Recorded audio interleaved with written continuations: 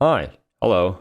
It's me again. I've been away from the channel for about a week because 12 Games of Christmas kind of took a lot of time and effort and things, and I decided, you know what, I deserve a little bit of a break. And you guys had literally like 12 days of content in a row, so I think it was the right choice to make. I just want to say thank you guys so much for all the support of the 12 Games of Christmas series. It's most likely like the best performing 12 Games of Christmas I've done from the past 3 years. I was talking about this on stream yesterday, but this 12 Games of Christmas, not only did it do well in general, I think it's also the one that I'm most proud of out of all the three. I definitely think that I put the most amount of effort into this one out of all the three. There was no filler in this. With the other two, some of the games were just filler because I couldn't find actual proper games like on time. But with this one, I searched far and wide and actually managed to get together a whole collection of games that I wanted to play sooner or later, and I'm so fucking proud of the final result. Now with that out of the way, let's move on to the topic of today's video, which, if you're somehow blind and you have not read the title, is online dating. Now the fact that I even have to make a video about this, the fact that it's actually such a big topic is already a crime in itself. Like the fact that there are people out there that need more than 1 second to think about this before realizing if it's, you know, right or wrong is already stupid in itself. But hey, let's get into it. Online dating. It's something that has been really popular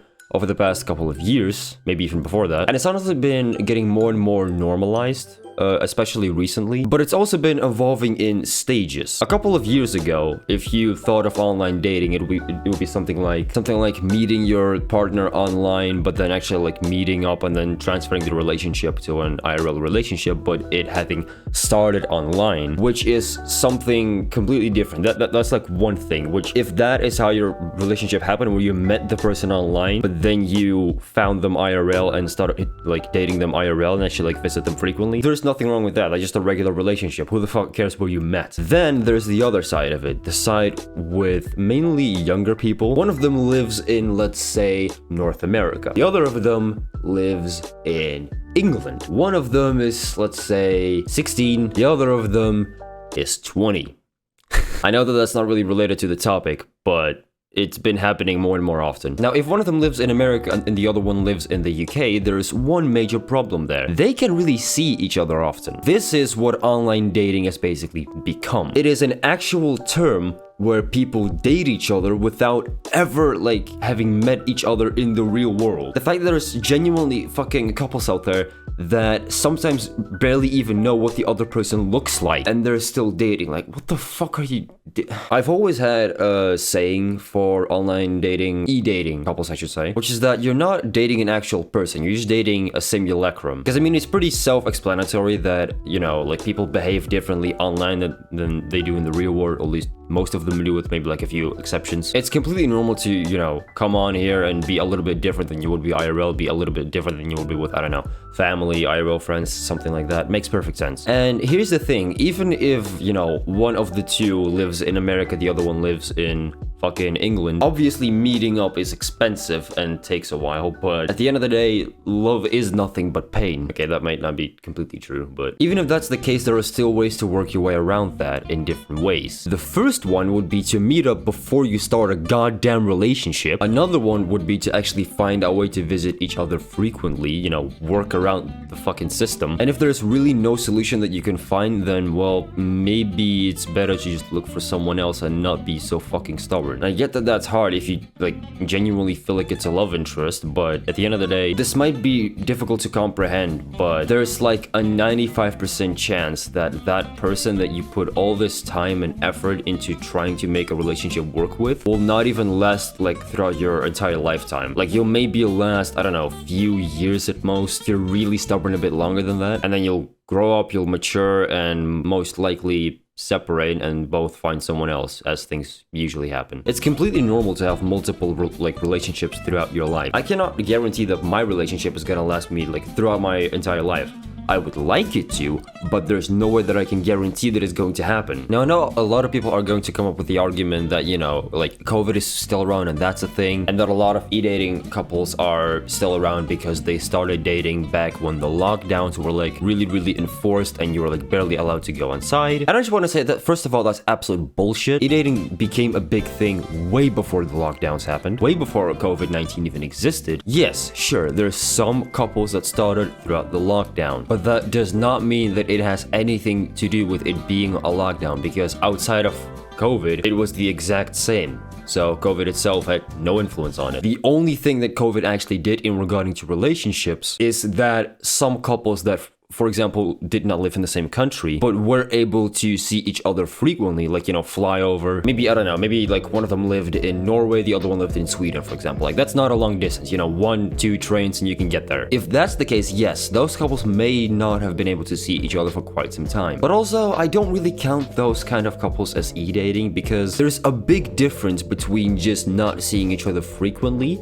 and actually, like, barely seeing each other at all. For example, if you see each other, I don't know, like every month or maybe like every 2 months, but you're like together for a longer period of time, I don't really count that as e-dating, because you still have a consistent way of seeing each other and you still made it work. When I say e-dating, I mean, like, you know, couples that live on opposite sides of the fucking globe, that are both probably like, I don't know, 14, 15, maybe 16 tops. And of course, they still don't have a job. They have nowhere near enough money to be able to actually meet up. Their parents refuse to cooperate, because why the fuck would they? That's usually what I define as actual e-dating. Now let's get into why it's such a big problem, because I'm sure that that's what most people clicked on this video for, is to hear my explanation as to why I have such a big problem with it. Now, I'm in a bit of a lucky position when it comes to this, because my girlfriend literally lives 15 minutes away from me. To give this explanation, I think I need to start off with a question. That question being,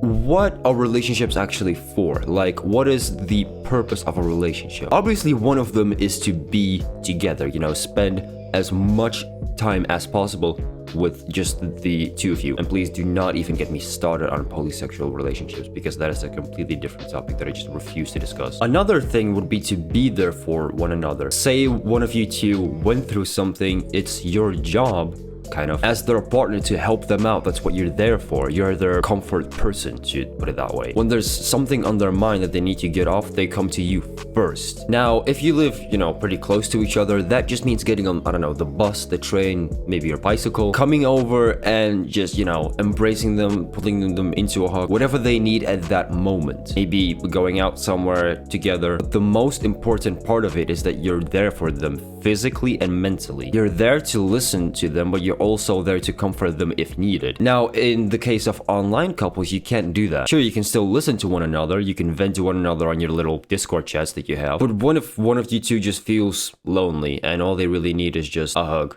at that moment? I can tell you right now, 9 out of the 10 times the other person will not be able to get on a plane, fly over, and hug them. So what are they gonna do instead? They're gonna send hug emojis or hug gifs on Discord, because that's how e-dating works these days. That's like the biggest difference, basically, is that in one of the two you can actually feel comfortable and safe around your partner. In the other one, it's basically more like an illusion, because I'm also a believer myself that you cannot know for sure if you genuinely love someone or not until you've seen them IRL. There is a big difference between how you feel about people when you just simply talk to them online and then actually meet them in person. But you can't assume someone's IRL personality just by the way they act on Discord. And as much as it pains me to say this, you really cannot take their word for it. I'm not trying to say, you know, like, don't trust anyone or don't trust what people say, blah, blah, blah. I'm not trying to say any of that. However, a lot of the time,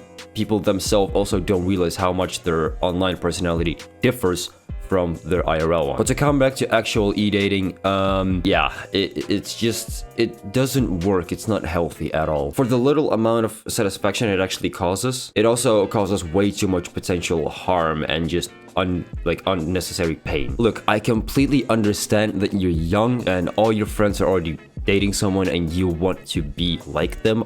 Trust me, I get it, I really do. But out of experience, I can also say that the longer you wait until you have an actual proper IRL relationship with someone you genuinely love and that person also genuinely loves you, you will be sitting like up there compared to your friends, so-called, sitting like over here. Whereas if you got an online relationship, you'd be sitting back down like here. And don't even get me started that it's like supposed to be a coping mechanism or something like that, or whatever the fuck kind of excuse TikTok came up for it these days, because we all know that it's fucking bullshit. Online dating is in no way, shape or form a method to cope with whatever it is that you're going through. That's just straight up not true. Just be patient, wait a little bit, and I promise you it will come. And when it comes, you're gonna look back on the time that you waited for it to like actually happen, and you're gonna be like, yeah, I did this. This is something that I have now. The best way I can describe the difference between like an actual relationship and an online relationship is, you know how like some kids when they're like really young, actually probably most of us did this when we were really young, you would like go around like hiding behind bushes following someone, pretending to be a like super spy or something, and like actually making yourself think that you're a super spy and the person you're following is an actual threat to someone. That is the best way that I can describe an online relationship. It's something that's supposed to make you feel like you're actually dating someone when all you're dating is pixels on a fucking screen. Oh, but Aspect, I've seen pictures of my girlfriend. That doesn't fucking count. Sorry. Until you're able to meet up with your partner, until you're able to give them a hug, until you're able to actually kiss them, do whatever the fuck you want together, I don't know, hold hands, whatever you're into, it doesn't count until then. Stop fucking deluding yourself thinking you're dating someone when, again, as I just said, all they are is pixels on a goddamn screen. All it's doing is you're just making yourself more and more delusional. That's all that you're doing. So yeah, that was online relationships. If you guys did enjoy this video, if you guys did find it informal, then be sure to please pop the like button like a cool one and subscribe down below to join the Sarcastics. Let me know if you want to see more talk videos like this, because I do really enjoy making these. It's just that I'm always a bit afraid that they won't do well because like there's no game, I'm not playing anything, so it's just me with like some zoom ins into my face. But yeah, let me know if you would like to see more of this concept, these kinds of videos. And I'm gonna go and hang out with my actual IRL friend now, so I'll see you later. What the fuck are you doing? Recording a video on online dating. Always do it on my own, so I gotta get through it. And the only thing I know is to love what I'm doing. Never give up, never slow, till I finally prove it. Never listen to the no's, I just wanna keep moving. Keep my head up when I act, head up, that's a fact. Never looking back, I'ma keep myself on track. Keep my head up, staying strong, always moving on. Feel I don't belong, tell my thoughts to